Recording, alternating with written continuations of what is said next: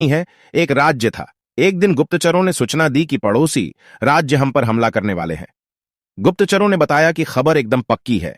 सिर्फ 3 दिनों के भीतर पड़ोसी राज्य अपने विशाल सेना के साथ हम पर हमला कर देगा और उनकी सेना इतनी बड़ी है कि उनका सामना करना बहुत मुश्किल है।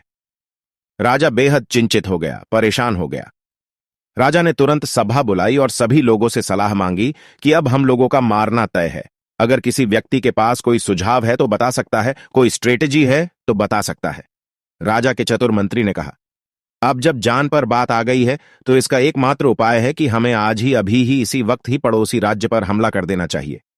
राजा बोला, मंत्री जी, हमारी सेना बहुत छोटी है, हम उनका मुकाबला कैसे कर पाएंगे? मंत्री बोला, पड़ोसी राज्य अभी युद्ध के लिए तैयार नहीं है। अभी उस राज्य पर हमला कर दे तो संभल नहीं पाएंगे और हमारे जितने की कुछ तो संभावना बनेगी। वैसे भी हम पर हमला होने वाला है। वो इतनी विशाल सेना है, हम यूं ही मरने वाले हैं। वो वैसे भी हमें 3 दिन बाद मारने वाले हैं, तो क्यों ना कुछ न करने से हम ये कर सकते हैं। राजा को बात थोड़ी अच्छी लग गई। उसने तुरंत अपनी सेना को तैयार होने का आदेश दिया और उस राज्य के नागरिक भी सेना के साथ जुटकर युद्ध में चले गए। पडीडोसी राज्य जो था, वहां तक पहुंचने से पहले एक पुल पार करना होता था।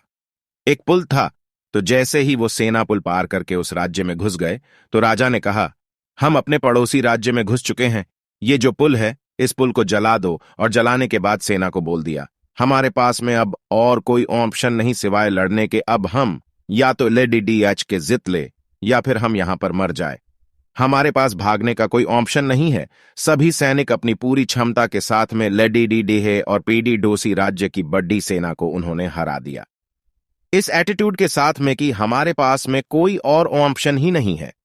इस कहानी का मैसेज है, जब आपके पास में प्लान बी नहीं होता है, आपके पास में सिर्फ प्लान ए होता है, तब उसके पूरे होने की संभावना बहुत अधिक होती है। जब आपके पास में रास्ता सिर्फ एक होता है कि ये अगर नहीं किया तो मर जाएंगे, बर्बाद हो जाएंगे, तो संभावना बी आयाच जाती है उसमें कामयाब होने की। हर कामयाब इंसान का एक वक्त आता है जब उसको लगता है कि अब अगर मैंने कुछ नहीं किया तो बर्बाद हो जाऊंगा, और वो कर लेता है।